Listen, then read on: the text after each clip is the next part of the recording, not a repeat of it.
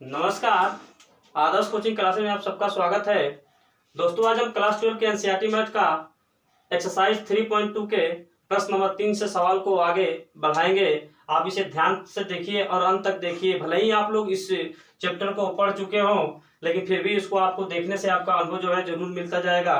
चलिए दोस्तों, हम आपको ये प्रश्न नंबर 3 से सवाल को कराना शुरू करते हैं। प्रश्न नंबर 3 बोल रहा है कि निर्देशित गुणनफल परिकलित कीजिए। यानी जो भी अवयव नीचे दिया गया है, इसमें कई पार्ट हैं, जो भी अवयव दिया गया है उसका हमको गुणनफल निकालना है।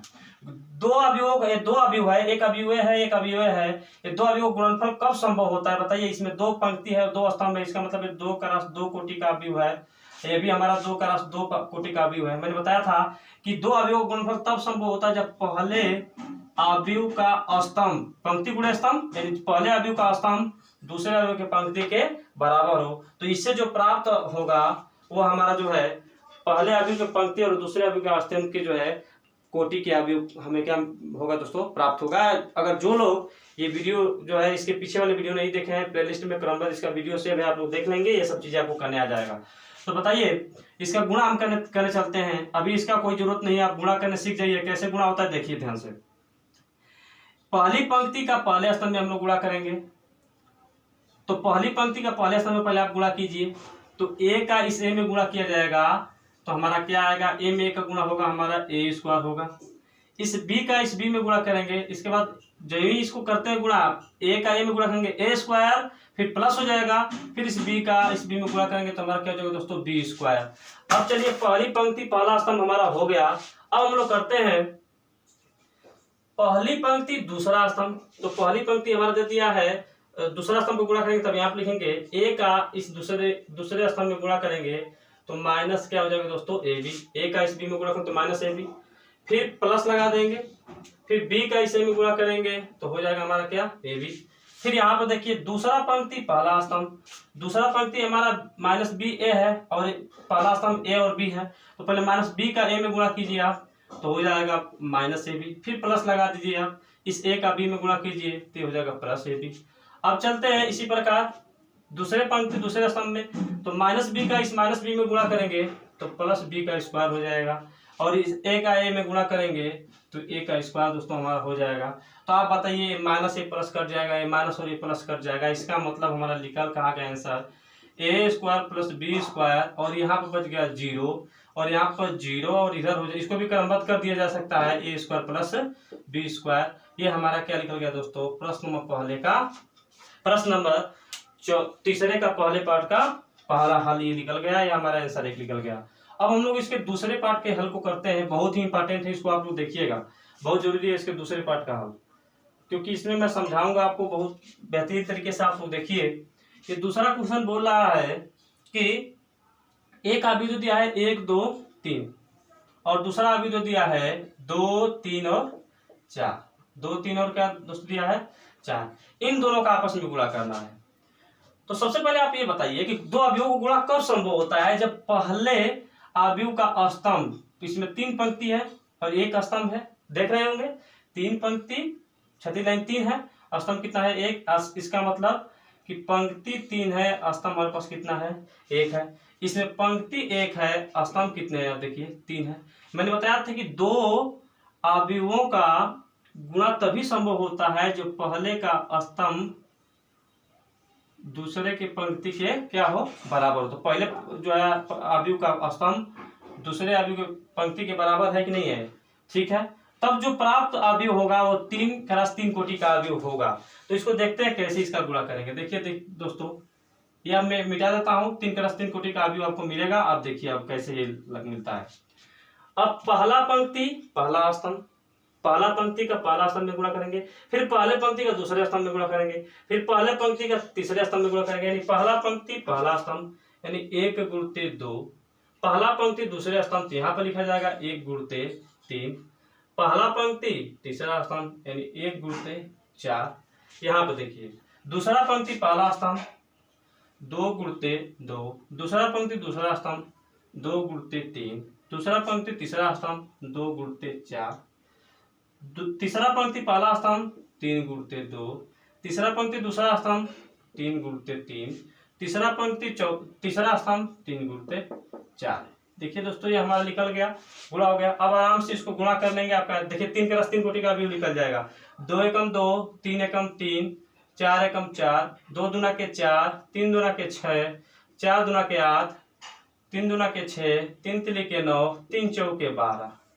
ये किस कोटि का निकला हमारा अभी? 3 के रस 3 कोटि का अभी निकल गया कि नहीं निकल गया? तो ये हमारा निकल गया प्रश्न नंबर जो है तीसरे का दूसरे पार्ट का हल हो गया। ठीक है दोस्तों, बहुत इंपॉर्टेंट ये था।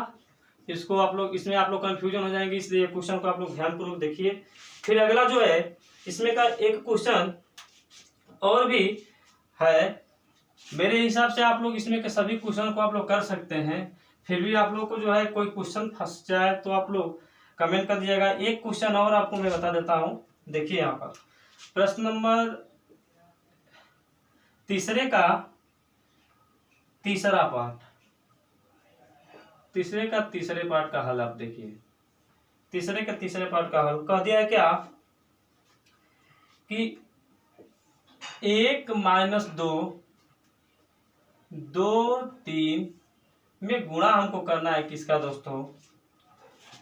1 2 3, 1 2 3, 2 3 1, 1 2 3, 2 3 1। मैंने सबसे पहले इसको चेक करें कि गुणा संभव है कि नहीं है। तो आप बताएंगे कि ये कितने पंक्ति है? इसमें 2 पंक्ति है। स्तंभ कितने हैं? 2 है। इसमें बताइए कितने पंक्ति हैं? 2 पंक्ति है। स्तंभ कितने हैं इसमें? 3 है।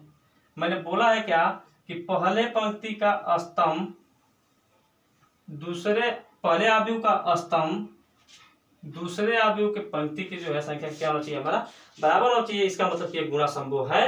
तो इससे जो प्राप्त आव्यूह होगा ये 2 के रस 3 कोटि का आव्यूह होगा। जैसे मैं आपके इसका मैं गुणा कर रहा हूं, इसको आप ध्यानपूर्वक देखिए। पहला पंक्ति पहला स्तंभ, गुणा कीजिए। पहला पंक्ति पहला स्तंभ। तो पहला पंक्ति हमारा क्या है दोस्तों? 1 में पहले 1 का गुणा कीजिए, 1 गुणे 1। फिर लगाते हैं क्या हम लोग? प्लस। दूसरे में दूसरे का तो -2 गुणते 2। ठीक है, प्लस किया गया था। फिर इसके बाद आप देखिए पहला पंक्ति दूसरा स्तंभ यहां पर लिखेंगे। तो पहला पंक्ति यानी 1 में इस 2 का गुणा कीजिए तो 1 गुणते 2, और 2 में -2 में 3 का गुणा कर दीजिए। ये हमारा निकल गया 2 गुणते 3। ठीक है दोस्तों, जगह हम लोगों का लग रहा है कम पड़ रहा है। चलिए यहाँ पर मैं इसका गुणा कर रहा हूँ। यहाँ पर देखिए इसका गुणा हो जाएगा। क्या बोला है मैंने? पहला पंक्ति पहला स्तंभ, तो 1 गुणते 1, फिर -2 प्लस करेंगे, -2 गुणते 2, इस 2 का इसमें किया गया। फिर पहला पंक्ति दूसरा स्तंभ प्लस कर दिया गया। इसको मैं मिटा देता हूं अभी। ठीक है, तो पहला पंक्ति दूसरा स्तंभ तो 1 गुणते 2, फिर प्लस -2 गुणते 3। ठीक है दोस्तों, फिर इसका जो है पहला पंक्ति तीसरे स्तंभ में करेंगे तो हमारा बनेगा 1 गुणते 3। ठीक है, फिर प्लस -2 गुणते 1। ठीक है, फिर इसी प्रकार से दूसरा पंक्ति पहला स्तंभ, तो दूसरा पंक्ति पहले स्तंभ में चलिए। तो दूसरा पंक्ति हमारे पास क्या दिया हुआ है? 2 3, और पहला स्तंभ 1 2, तो 2 का पहले 1 में गुणा कीजिए तो 2 गुणते 1। फिर 3 में 2 का गुणा कीजिए प्लस 3 गुणते 2। फिर बताइए 2 में इस 2 का गुणा करेंगे तो 2 गुणते 2। फिर 2 में 3 का गुणा करेंगे तो 2 गुणते 3। 1 मिनट, 2 में 2 का गुणा करेंगे तो 2 गुणते 2। 3 में 3 का गुणा करेंगे तो 3 गुणते 3।